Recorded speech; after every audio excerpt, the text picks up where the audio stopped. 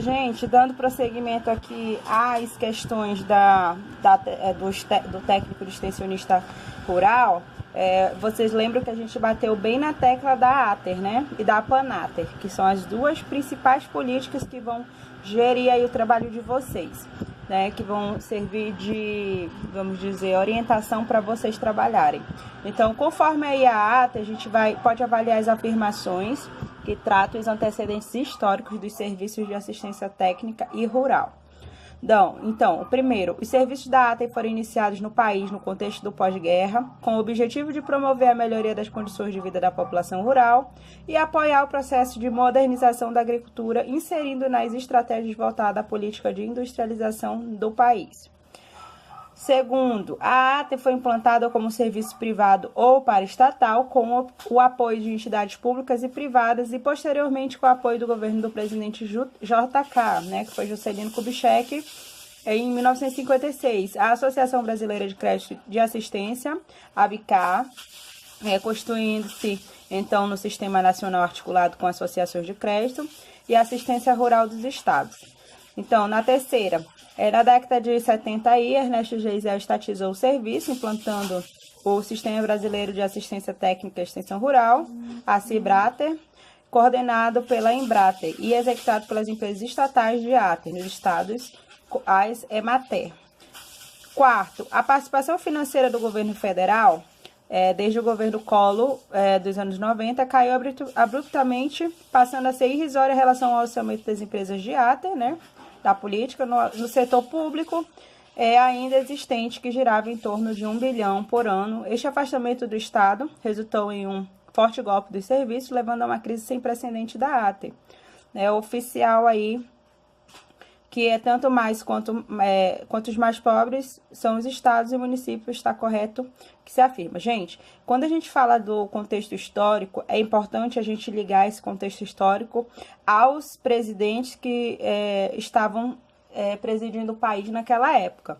Então, se a gente fala que antes aí da década de até o militarismo, então até 64, a gente tinha um governo estatal, né? A gente tinha aí uma política totalmente intervencionista, uma política totalmente ligada com a privatização. Então, a gente não tinha muitos serviços públicos. Aí vocês podem responder essa questão vinculada a isso aí.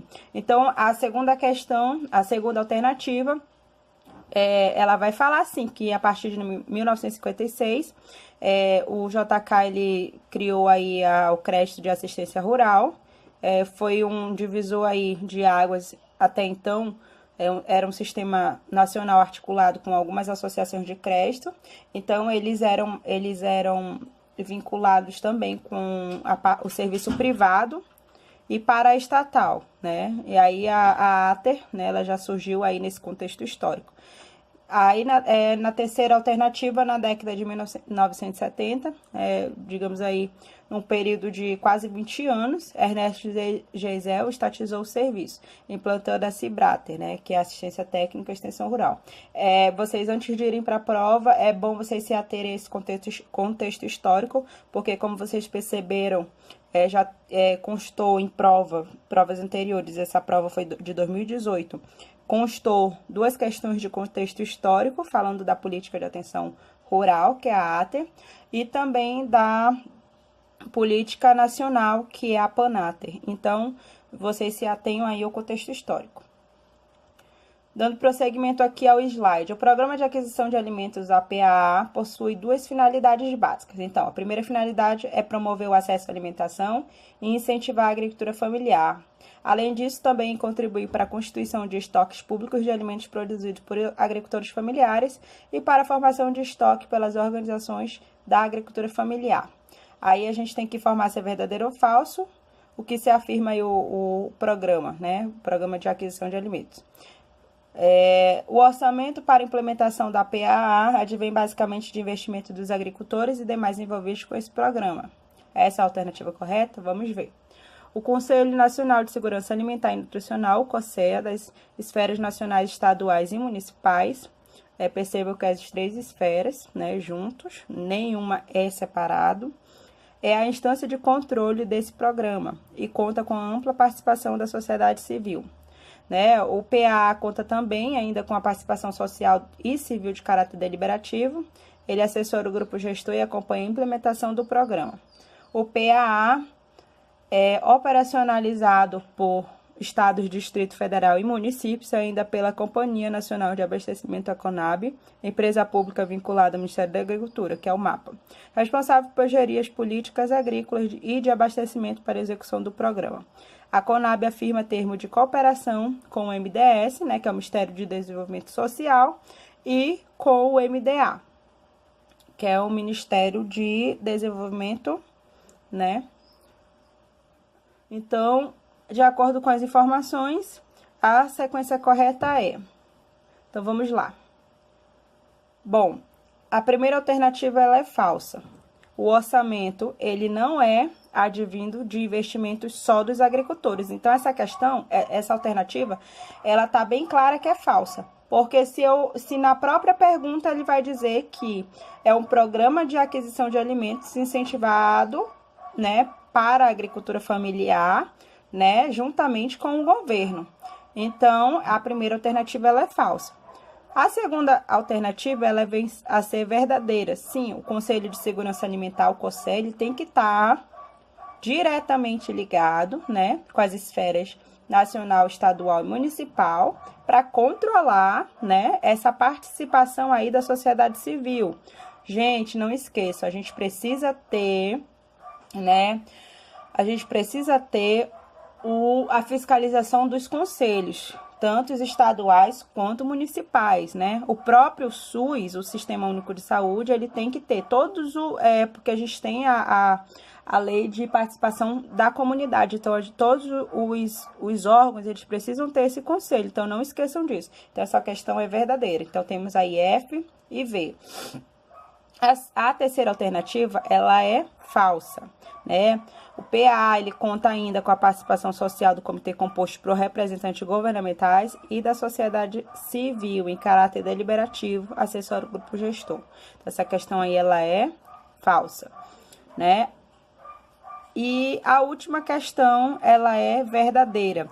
Vejam que a última alternativa, ela é bem completa, né? Ela vai dizer aí que ele é operacionalizado pelos estados, Distrito Federal e municípios e ainda pela Companhia Nacional de Abastecimento, que é a CONAB, empresa pública vinculada diretamente ao MAPA, né? Que é o ministério aí responsável por gerir essa questão dos alimentos, né? E da plantação, combate e desenvolvimento à fome. E essa política, ela foi enfatizada nos governos a partir de 2006, né, pelo governo federal, e criada mais algumas soluções. Vocês podem ver, inclusive, nas portarias do MAPA. Tem tudo especificado lá.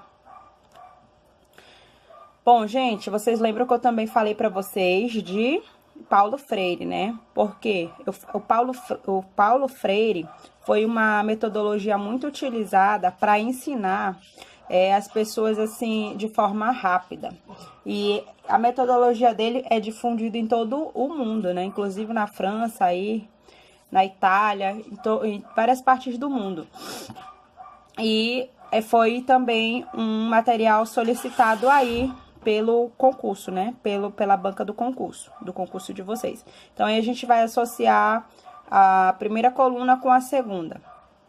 Associar corretamente aí as colunas, relacionando os pressupostos definidos por Paulo Freire, às características do ato de ensinar. Então, primeiro, a gente tem que ter rigorosidade metodológica. Segundo, precisamos respeitar os saberes do educando, né? Ou seja, de quem está aprendendo. Terceiro, a gente precisa ter estética e ética de risco, aceitação do novo e rejeição de qualquer forma de discriminação. Essa aí, na verdade, é a terceira.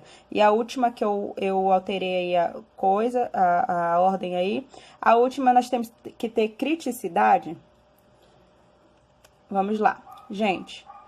A primeira, voltando aqui o slide. A primeira é a criticidade. Então, ensinar é entendido por Paulo Freire como uma relação entre o saber e a experiência. Então, Paulo Freire, o que ele pregava? Ele pregava que o professor ele não é um simples, ele não passa simplesmente o saber, né? Ele vai se relacionar com o educando, né? A aprender também com as experiências do educando.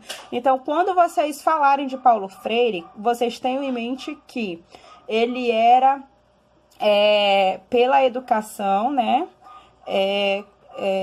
Vamos dizer assim, sociologicamente falando, ele era pela educação de forma que essa educação ela superasse vários obstáculos sociais, né? Éticos. Então, não é porque você é da Igreja Católica que você não possa aprender algum saber da Igreja Evangélica. Então, a gente tem que ter essa relação e a gente tem que ter em mente que o Paulo Freire ele não era assim. Então, ele era pela psicologia da alternativa. Então, ensinar é entendido como uma relação entre o saber e a experiência, superação da curiosidade ingênua e do senso comum, agora substituídos pela curiosidade crítica e epistemológica. Então, gente, criticidade era um dos termos principais da metodologia de Paulo Freire. O respeito aos saberes do educando, né? É a 2. Então, vamos lá. Aí fica aí, ensinar, respeitar os saberes socialmente construídos pelos alunos na prática comunitária e discutir com eles a razão de ser de alguns saberes em relação ao ensino dos conteúdos. Tem gente que vai para a escola, que estuda na escolinha municipal, que nunca pisou no cinema. Então, isso é também ensinar com vistas a trabalhar essa questão aí de aproximar os alunos da prática comunitária e discutir com eles algumas ações que podem interferir diretamente aí dentro dos saberes do ensino, dentro das salas de aula, dentro dos institutos de ensino. A estética, a ética, risco e aceitação do novo e a rejeição de qualquer forma de discriminação. Essa alternativa, ela vai enfatizar muito bem o pensamento de Paulo Freire. Ele era contra qualquer forma de discriminação, de rejeição do indivíduo, né? Ele não ligava muito para a estética e nem e simplesmente ele ligava para a ética como uma forma de aceitação do novo, né? Então, ele introduzia isso aí dentro nas relações aí entre aluno e educando. Então, essa terceira questão aí, ela vai falar o seguinte: ensinar que somos seres históricos sociais, ou seja, cada um de nós temos um contexto histórico, né, dentro do nosso cérebro. Então, esse contexto histórico vai influenciar diretamente na nossa decisão de escolher, de valorizar, de comparar, de decidir, de romper e sermos éticos. Então, isso aí a gente vai ser capaz de fazer tudo isso, de valorizar o indivíduo, de escolher, né, dentro desse contexto histórico social aí. E por último, a criticidade, que Paulo Freire, aliás, ele ensinava que o novo ele não pode ser negado ou acolhido, né, só porque é novo.